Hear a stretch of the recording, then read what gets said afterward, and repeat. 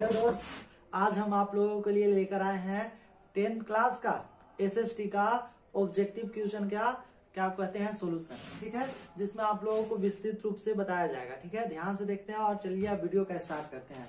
ज्यादा टाइम नहीं लेते हैं क्योंकि ऑब्जेक्टिव क्वेश्चन है, ये तो सिर्फ याद करने वाला है, इसीलिए ध्यान देते हैं। देखते हैं, ये जो आया हुआ है ये झारखंड के, ध्यान से सुनिएगा, ये झारखंड के शैक्षणिक अनुसंधान एवं प्रशिक्षण परिषद रांची के द्वारा यह प्रकाशित किया गया है, जिसमें हम लोग को बताया गया है कि यह क्या बोलते हैं कि किस टाइप का क्वेश्चन दिया जाएगा। तो ये क्लास 10th का है, जो सामाजिक विज्ञान एसएसटी का हुआ, और इसमें हम लोग को समय देता है कितना, 1.5 घंटा देता है। और ये टोटल कितना नंबर का होता है, 40 को क्वेश्चन, 40 नंबर का। और इसमें कोई भी ऑब्जेक्टिव क्वेश्चन ये सब नहीं होती, मतलब कि कोई भी ऑब्जेक्टिव क्वेश्चन में नेगेटिव मार्किंग नहीं होती है। इसलिए आप चलिए ध्यान से देखते हैं और बताते हैं। तो सबसे पहले हम लोग देखते हैं, यहाँ पे क्वेश्चन दिया हुआ है कि राष्ट्रवाद में एक निश्चित भौगोलिक क्षेत्र में रहने वाली जनता इनमें से किसके द्वारा जुड़ी होती है। तो पहला ऑप्शन दिया है समान संस्कृति, समान इतिहास, भाषा और लोक परंपरा, और इनमें से सभी। तो इसका आंसर हो जाएगा हम लोग का ऑप्शन नंबर डी, इनमें से सभी हो जाएगा। अब चलिए नेक्स्ट क्वेश्चन नंबर में आते हैं, तो जिसमें बोल रहा है कि जर्मनी के एकीकरण में प्रमुख भूमिका निभाने वाले बिस्मार्क, किसका बारे में पूछ रहे हैं हम लोग को, बिस्मार्क कहाँ के चांसलर थे, कहाँ के चांसलर थे। तो जो बिस्मार्क थे वह प्रसा के चांसलर थे। कहाँ के, प्रसा एक देश है जहाँ का वो क्या थे, चांसलर थे, राजा थे। ठीक है, अब आगे आते हैं हम लोग नेक्स्ट क्वेश्चन में। तो नेक्स्ट क्वेश्चन हम लोग को दिया हुआ है तीसरा क्वेश्चन नंबर, जिसमें हम लोग को देखिएगा ध्यान से, जिसमें हम लोग को पूछ रहा है कि सरदार वल्लभ भाई पटेल ने किस आंदोलन का नेतृत्व किया था। तो जो सरदार वल्लभ भाई पटेल जो थे वे बारदोली आंदोलन का क्या किए थे, नेतृत्व किए थे। इसका बारदोली आंदोलन का नेतृत्व किए थे, जिसके बाद ही उनका नाम सरदार वल्लभ भाई पटेल रखा गया। जिनके बाद उनका वहां के जनता लोग थे वह सरदार के नाम से, सरदार वल्लभ भाई पटेल के नाम से क्या करने लगे, पुकारने लगे। ठीक है, अब हम लोग नेक्स्ट क्वेश्चन में आते हैं, जिसमें बोला गया है कि साइमन कमीशन भारत क्यों आया था।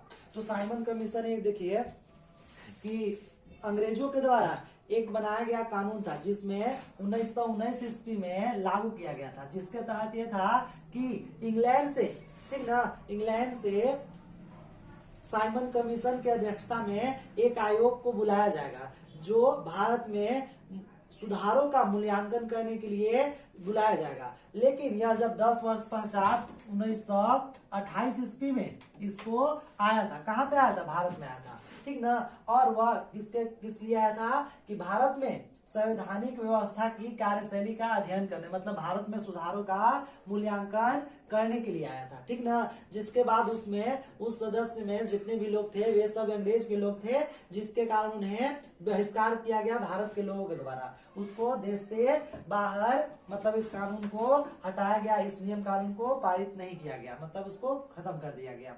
अब आगे अगला क्वेश्चन हम लोग देखेंगे, क्वेश्चन नंबर 5, जिसमें हम लोग को बोल रहा है, ध्यान से देखिएगा, कि प्राचीन काल में किस स्थल मार्ग से एशिया और यूरोप का व्यापार होता था। तो हम लोग सब जानते हैं, जब एशिया जितना भी यूरोपीय लोग थे वह समुद्री मार्ग का रास्ता ढूंढ लिए थे, मतलब रेशमी मार्ग, जिसको हम लोग क्या बोलते हैं, रेशमी मार्ग बोलते हैं। क्या बोलते हैं, रेशमी मार्ग। किसका, कौन सा था, रेशमी मार्ग था। अब चलिए अगले नेक्स्ट क्वेश्चन में आते हैं, जिसमें हम लोग को बोला गया है कि गाड़ियों के उत्पादन के लिए असेंबली लाइन का प्रयोग अमेरिका में सबसे पहले किसने किया था। तो सबसे पहले यहाँ ऑप्शन दिया है कि एडिसन ने किया था, कि फिलिप्स ने किया था, कि रूजवेल्ट ने किया था, कि हेनरी फोर्ड ने किया था। तो अमेरिका के कार निर्माता उद्योग मतलब के हैं, जिनका नाम क्या है, हेनरी फोर्ड है।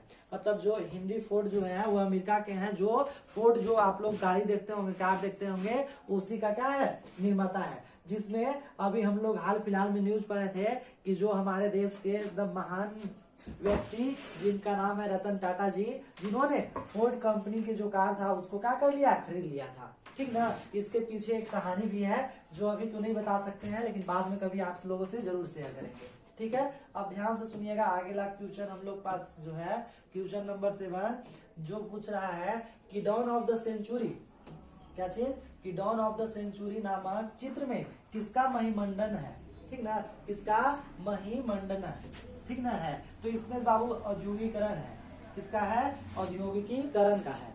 ठीक ना। इसको देख लीजिएगा, बढ़िया से समझ लीजिएगा, बुक में आप लोग पढ़ेगा तो उसको अच्छी तरह से पता चल जाएगा। ठीक है, अब नेक्स्ट क्वेश्चन में आते हैं कि स्पेनिंग जेनी मशीन ने किस प्रक्रिया में वृद्धि कर दिया था। तो स्पेनिंग जेनी मशीन जो था, ये कताई करने वाला, धागा का जो कताई होता है बाबू, कताई करने का एक मशीन था, जिन्होंने कि जो कताई का जो प्रक्रिया था वो काफी तेज कर दिया था, इतना ज्यादा तेज कर दिया था कि कहिए मत, एकदम बहुत ज्यादा कर दिया था, जिसके कारण वहां के महिलाओं को जो कामगार थी उनको काम से निकालने मतलब निकाल दिया जा रहा था, क्योंकि इतना ज्यादा और कम समय में और बहुत ज्यादा क्या कर रहा था, कताई की प्रक्रिया को तेज कर दिया था, जिसके कारण वहां के जो महिलाएं थी, लोग थे, वे बेरोजगार हुए थे और स्पिनिंग जेनी मशीन पर क्या किए थे, हमला भी किए थे। तो किसकी प्रक्रिया का तेज कर दिया था बाबू, कताई की प्रक्रिया का तेज कर दिया था। ठीक है, अब हम लोग आगे देखेंगे नेक्स्ट क्वेश्चन में, अब क्वेश्चन नंबर 9।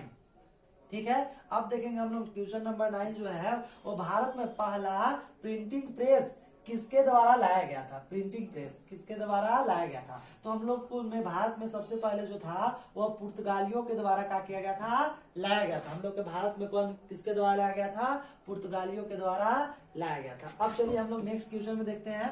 तो नेक्स्ट क्वेश्चन में बोल रहा है कि गैली क्या है, गैली क्या है। तो गैली एक तो जो धातु का जो फ्रेम रहता है वो वही रहता है, तो इसमें हम लोग का ऑप्शन दिया क्या है, फर्स्ट ऑप्शन धातुई फ्रेम है। ठीक है, अब चलिए नेक्स्ट क्वेश्चन में आते हैं। तो नेक्स्ट क्वेश्चन में हम लोग को बोला गया है 11 क्वेश्चन नंबर, जिसमें हम लोग के लिए कहा गया यदि ये जो 10 ठो क्वेश्चन था वो हम लोग का हिस्ट्री से, एसएसटी में इतिहास जो बुक था उससे था, और जो 11 से जो है हम लोग का सिविक्स नागरिक शास्त्र है। ठीक है, जिसमें बोला गया है कि यदि सरकार के विभिन्न अंगों, विधायिका, कार्यपालिका और न्यायपालिका के बीच सत्ता का बंटवारा रहता तो उसे सत्ता का क्या कहते हैं, क्षैतिज वितरण कहते हैं। क्या कहते हैं, ऑप्शन नंबर ए होता है, जिसमें हम लोग बोलते हैं क्षैतिज वितरण। अब चलिए नेक्स्ट क्वेश्चन में आते हैं। तो नेक्स्ट क्वेश्चन हम लोग में बोला गया है कि भारतीय संघ में इस समय है 25 गो राज्य की 6 गो संघीय क्षेत्र, नहीं 28 गो राज्य 8 गो संघीय क्षेत्र। तो हम लोग सब जानते हैं क्या गो, 28 में क्या होता है राज्य और 8 में क्या होता है संघीय क्षेत्र होता है। चलिए अब नेक्स्ट क्वेश्चन में हम लोग देखते हैं, और क्वेश्चन नंबर हम लोग का जो है नेक्स्ट 13 नंबर। ठीक है, जिसको हम लोग बढ़िया से समझिएगा और ध्यान से देखिएगा। ये नेक्स्ट क्वेश्चन में बोल रहा है कि मैक्सिको ओलंपिक की कहानी किस आंदोलन से संबंधित है। ठीक है, मैक्सिको ओलंपिक वो कहानी हम लोग जानते थे कि अश्वेत और जो श्वेत लोग और अश्वेत लोग के बीच जो लड़ाई हो रहा था वहां के लिए था। तो इसमें बोला है श्वेत अश्वेत शक्ति आंदोलन, नहीं इसके लिए नहीं था। नारीवादी आंदोलन, इसके लिए भी नहीं था। और बोल रहा है कि नागरिक अधिकार आंदोलन, जो फर्स्ट लाइन में ही देखेंगे हम लोग, तो जिसमें लिखा है क्या चीज, नागरिक अधिकार आंदोलन के लिए क्या किया गया था, सारा चीज कारनामा किया गया था। तो इसका ऑप्शन नंबर कितना हो जाएगा, सी सही है। अब चलिए हम लोग नेक्स्ट क्वेश्चन में देखते हैं, क्वेश्चन नंबर 14, जिसमें बोला गया है कि संविधान की किस अनुच्छेद द्वारा अस्पृश्यता को समाप्त कर दिया गया है। तो उसमें अनुच्छेद छेद नंबर कितना है, 17 है। ठीक है, अब चलिए नेक्स्ट क्वेश्चन में आते हैं कि बामसेफ निम्न में से किसका संगठन है। तो बामसेफ निम्न में से सरकारी कर्मचारियों का क्या चीज है, संगठन है। चलिए अब नेक्स्ट क्वेश्चन आते हैं, जिसमें हम लोग को बोला गया है कि भारत में राजनीतिक दलों को मान्यता कौन देता है। क्या बोला गया बाबू, कि भारत में जो राजनीतिक दल होते हैं उनको मान्यता कौन देता है। तो उनको मान्यता कौन देता है, चुनाव आयोग देता है। कौन देता है, चुनाव आयोग। अब चलिए नेक्स्ट क्वेश्चन में आते हैं कि लोकतांत्रिक सरकार होती है उत्तरदायी सरकार, जिम्मेदार सरकार, वैध सरकार, और इसमें क्या हो जाएगा, उपयुक्त। सभी जो होता है सरकार का ये कार्य होता है कि सभी ईमानदार बने और क्या बने, वैध, मतलब उनका जिम्मेदारी हो, सब चीज यही रहता है। ठीक है, अब चलिए नेक्स्ट क्वेश्चन में आते हैं। क्वेश्चन 18 नंबर क्वेश्चन में बोल रहा है कि लोगों को राजनीतिक सुधार लागू करने और सख्त बनाने वाले कौन सा अधिनियम सर्वश्रेष्ठ है। तो सूचना का अधिकार है। चलिए अब नेक्स्ट क्वेश्चन में हम लोग आते हैं कि निम्न में से किस राजनीतिक संस्थान में महिलाओं के लिए सीटें आरक्षित है। तो सबसे पहले हम लोग जानते हैं लोकसभा इसमें नहीं है, विधानसभा नहीं है, लेकिन पंचायती राज में है। ठीक है, अब चलिए नेक्स्ट क्वेश्चन के लिए आते हैं। तो 19 का नंबर कितना था, डी। अब 20 नंबर आते हैं। तो 20 नंबर में हम लोग को बोला है नर्मदा बचाओ आंदोलन का नेतृत्व किसने किया था। तो यह हम लोग को किया था मेधा पाटेकर। कौन किया था? मेधा पाटेकर ने किया था। ठीक है, अब चलिए नेक्स्ट क्वेश्चन में आते हैं, क्वेश्चन नंबर 21। अब ये जो है यह जियोग्राफी का क्वेश्चन है। किसका है? जियोग्राफी का। इसमें देखिएगा, ध्यान से समझिएगा, सुनिएगा, एकदम इंटरेस्टिंग है कि समाप्यता के आधार पर संसाधन कितने प्रकार के होते हैं। तो हम लोग सब जानते हैं कि समाप्यता के आधार पर संसाधन 2 प्रकार के होते हैं। पहला नवीकरणीय और अनवीकरणीय। पहला क्या होता है?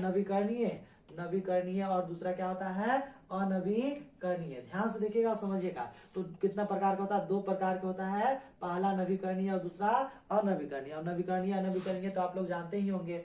अब चलिए नेक्स्ट क्वेश्चन में आते हैं। तो नेक्स्ट क्वेश्चन हमारे पास ये रहा स्क्रीन पर, क्वेश्चन नंबर 22, जिसमें बोल रहा है किस राज्य में काली मृदा मुख्य रूप से नहीं पाई जाती? क्या पूछ रहा है इसमें? कि मुख्य रूप से नहीं पाई जाती है। तो महाराष्ट्र में पाया जाता है, गुजरात में पाया जाता है, मध्य प्रदेश में पाया जाता है, लेकिन राजस्थान में नहीं पाया जाता। तो इसका ऑप्शन नंबर कितना हो जाएगा?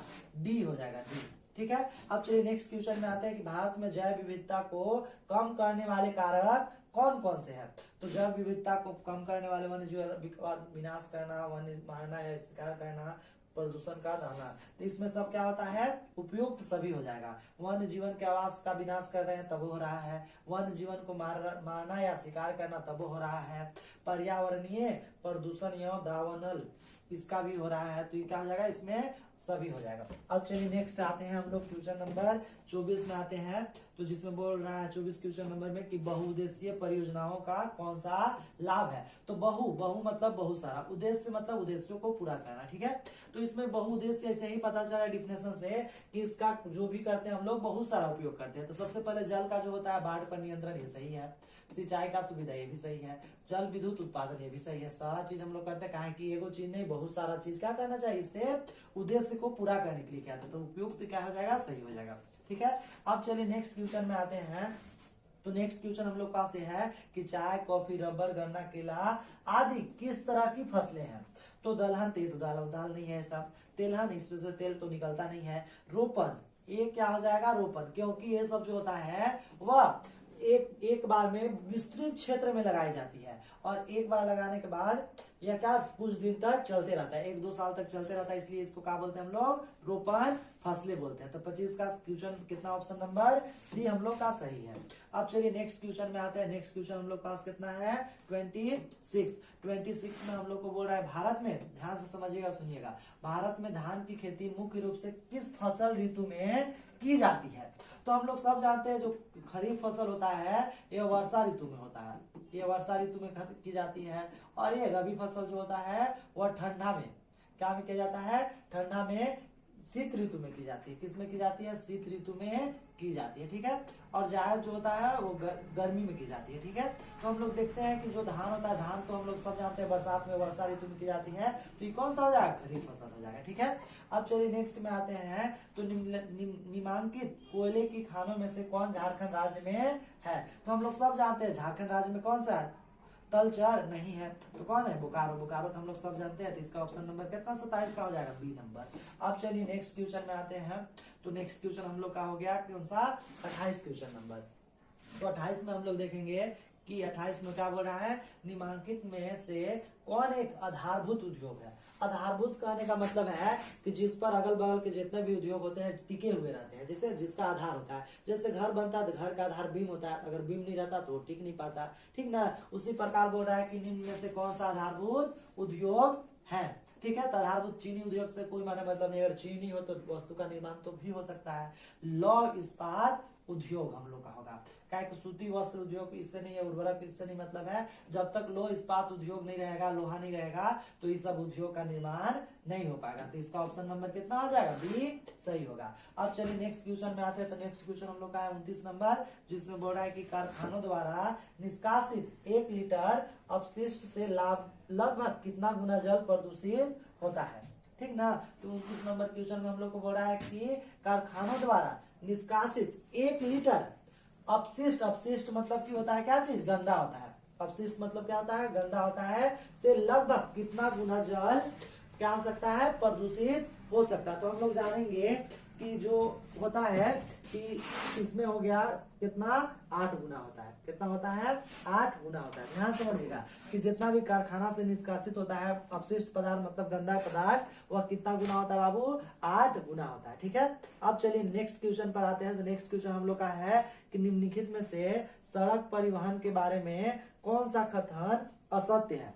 क्या बोल रहा है कि सड़क परिवहन के बारे में कौन सा कथन असत्य है। तो हम लोग ध्यान से देखेंगे कि इसमें पहला बोल रहा है सड़क घर घर सेवाएं उपलब्ध कराता है, ये तो सही है। इसमें क्या बोला असत्य, ये सत्य है कि घर घर तक पहुंचाता है। उबड़ खाबड़ भूमि पर भी बनाई जाती है, ये भी सही है। टीला काट काट के बनाया जाता है, तो ये तो उबड़ खाबड़ हल्के फुल्का है। ठीक है, आगे सी नंबर देखेंगे कि सी नंबर है सड़क परिवहन अन्य परिवहन के साधनों के लिए कड़ी का कार्य करता है। हाँ सही बात है कि अगर रोड नहीं रहेगा तो रेलवे स्टेशन तक हम लोग नहीं जा सकते हैं। ठीक ना, तो क्या करता है अन्य परिवहन के कार्य करता है, मतलब कि कड़ी का दूसरे परिवहन के जाने तक कड़ी का कार्य करता है। अगर नहीं रहेगा तो नहीं पहुंच पाएंगे। और चौथा हम लोग का डी नंबर रेलवे की अपेक्षा अधिक लागत मतलब लागत बहुत अधिक है।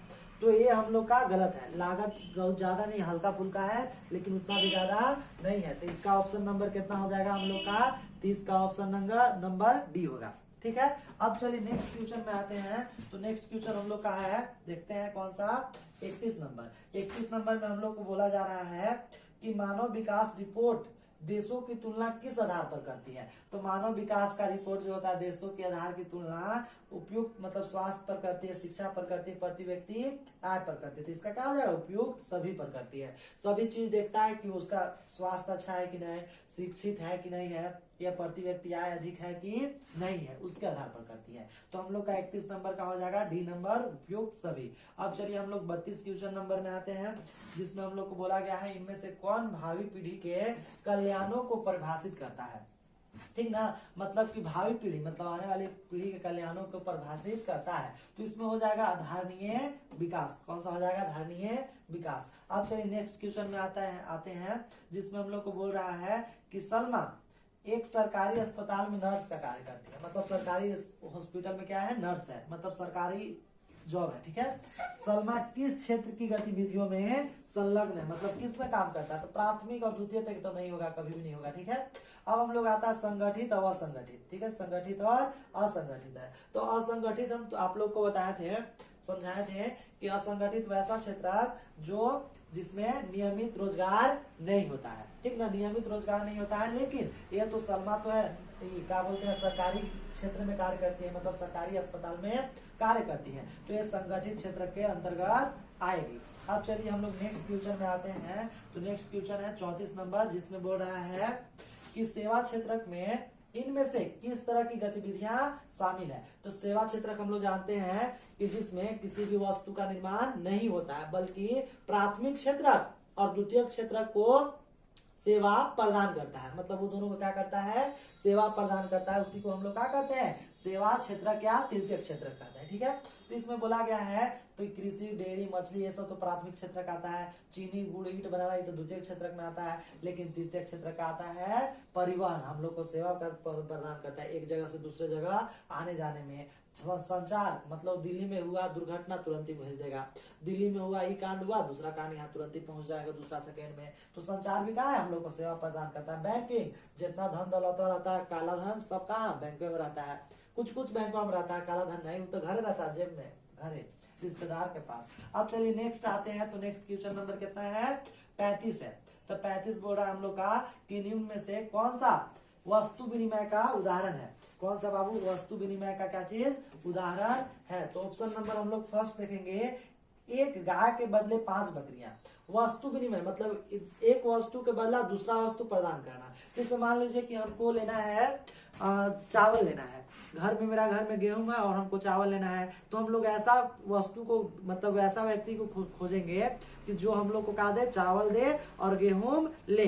तो जब वस्तु के बदला वस्तु एक दूसरे से अदला बदली करते हैं तो उसी को हम लोग क्या बोलते हैं वस्तु विनिमय बोलते हैं। ठीक है, इसमें वस्तु विनिमय देखेंगे एक गाय के बदले 5 बकरियां। हाँ मतलब वस्तु के बदला वस्तु विनिमय हो रहा है, हम लोग का क्या हो जाएगा सही हो जाएगा।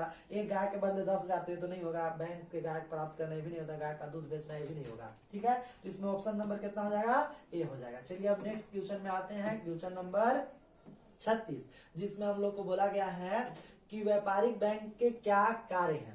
व्यापारिक बैंक, जैसे व्यापारिक अभी हम लोग सब देखते हैं, स्टेट बैंक हो गया, इंडियन ओवरसीज बैंक हो गया, पंजाब नेशनल बैंक हो गया, ये सब क्या है, व्यापारी बैंक है। तो इसका साख देना मतलब कर्जा देना, ऋण देना, सही है, ये भी है कार्य है। ऋण देना ये भी कार्य है, जमा स्वीकार करना ये भी कार्य है, इनमें से सही। तो इसका ऑप्शन कितना हो जाएगा, डी नंबर। डी नंबर हम लोग का क्या है, ऑप्शन नंबर सही है। अब चलिए नेक्स्ट क्वेश्चन में आते हैं। तो नेक्स्ट क्वेश्चन हम लोग पास है कि बहुराष्ट्रीय कंपनियों का, बहुराष्ट्रीय कंपनियां हम लोग जानते हैं कि वैसी कंपनियां जो एक देश नहीं बल्कि अनेक देशों में अपना क्या करती है, पूंजी लगाकर उद्योग कारखाना खोलती है, उसी को हम लोग क्या कहते हैं, बहुराष्ट्रीय कंपनियां कहते हैं, ठीक ना। ठीक, और वह वहां पे वस्तु अपना पूंजी लगाकर वस्तुओं का निर्माण करती है और उसे बेचती है, ठीक ना, विश्व बाजार में ले जाकर। तो उसी को हम लोग क्या कहते हैं, बहुराष्ट्रीय कंपनियां कहते हैं। और देशों में उत्पादन का नियंत्रण करता है कौन, तो इसमें करता है एक से अधिक देशों पे, एक से अधिक देशों में उत्पादन पर नियंत्रण करता है। तो इसका ऑप्शन नंबर कितना हो जाएगा, सी हो जाएगा। चलिए अब नेक्स्ट क्वेश्चन में आते हैं। तो नेक्स्ट क्वेश्चन बोला है कि फोर्ड मोटर किस देश की कंपनी है। तो अभी तुरंत हम लोग ऊपर भी देखे थे कि फोर्ड जो था वो कहाँ की, अमेरिका की कंपनी था। तो हम इसके बारे में एक स्टोरी बताते हैं। जैसे हम आप लोग को पीछे बताए थे कि जो ये जो फोर्ड कंपनी था और रतन टाटा जी जो थे उनके बारे में बताए थे कि वो जो रतन टाटा जी जो थे अपना शेयर बेचने के लिए कहाँ गए थे, अमेरिका। फोर्ड कंपनी जो था उसके पास, जो मोटर गाड़ी था उसके पास गए थे। जो ये रतन टाटा जी का जो अल्टो जो चलता है वो गाड़ी के लिए गए थे, लेकिन वहां पे जाने के बाद ये जो फोर्ड गाड़ी था उसके जो सीईओ थे उनको बेइज्जती कर दिए थे, कौन, रतन टाटा को। लेकिन जब रतन टाटा जी अब ठान लिए थे कि अब इसका हमको क्या लेना है, बदला लेना है, और इसके लिए वे कुछ सालों बाद इतना मेहनत किए, इतना ज्यादा कि अल्टो का इतना ज्यादा बढ़ा दिए कि उसका मॉडल बहुत सारा निकाले, ठीक ना। और फिर ये जो फोर्ड कंपनी था, जितना भी फोर्ड कार जो मोटर गाड़ी था उसका शेयर कौन खरीद लिए थे, हमारे जो रतन टाटा, हमारे देश के महान व्यक्ति जो हैं रतन टाटा सर जी, वो क्या कर लिए, फोर्ड मोटर को खरीद लिए थे, ठीक ना। ठीक, इसी प्रकार देखिएगा नेक्स्ट क्वेश्चन अब हम लोग जानते हैं कि नेक्स्ट क्वेश्चन क्या है, हॉलमार्क किस प्रकार की वस्तुओं की गुणवत्ता का प्रतीक है, प्रमाणक चिन्ह है, ठीक है, ध्यान से सुनिएगा और समझिएगा। बोल रहा है कि हॉलमार्क जो होता है, हम लोग आजकल प्रचार में देखते हैं, ऐड देखते हैं, जिसमें बोलता है कि हॉलमार्क देखकर ही किसी भी वस्तु, आभूषण, गहना को खरीदे, ठीक नहीं होता है। जैसे ज्वेलरी देखिएगा, औरत लोग जाएगी तो बोलेगी भैया दुकानदार से कि हॉलमार्क वाला है ना, कैसा ही दे रहा है, डुप्लीकेटवा दे रहा है, हॉलमार्क दिखाइए तभी खरीदेंगे। तो हॉलमार्क जो होता है गहना वहना, आभूषण उभूषण के लिए उपयोग किया जाता है, गुणवत्ता को जानने के लिए उपयोग किया जाता है, ठीक है। अब चलिए नेक्स्ट क्वेश्चन में आते हैं। हम लोग का जो लास्ट क्वेश्चन है वो राष्ट्रीय उपभोक्ता दिवस किस तिथि को मनाया जाता है। तो उपभोक्ता जो होता है बाबू, उपभोक्ता दिवस वो जो हम लोग को ये मनाया जाता है 24 दिसंबर को मनाया जाता है। इसमें डेट वाला तो बहुत कम दिया है, लेकिन डेट वाला जो बोर्ड मॉडल जो क्वेश्चन आता है, ओरिजिनल जो एग्जाम में आता है, वह डेट से रिलेटेड 4-5 क्वेश्चन बहुत ज्यादा रहता है, 4-5 क्वेश्चन, ठीक ना। लेकिन इसमें इस बोर्ड एक ठो सेट आया जिसमें एक ही ठो है, तो उसके लिए नहीं है। तो आप लोग को बढ़िया से विस्तृत रूप से जानकारी रखना है और डेट वाला भी याद रखना है, क्योंकि डेट से क्वेश्चन कम से कम डेट से रिलेटेड, जैसे 24 दिसंबर, 26 दिसंबर, 15 अगस्त, ये सब जो रहता है वो बहुत ज्यादा आता है, ठीक है। इसीलिए डेट को बढ़िया तरह से विस्तृत रूप से याद रखना है। और आज के लिए इतना ही करते हैं और थैंक यू, धन्यवाद। एक बार जो अगर कोई भी त्रुटि लगे तो जरूर बताइएगा कमेंट सेक्शन में, और लाइक कमेंट सब्सक्राइब जरूर कीजिएगा। Thank you.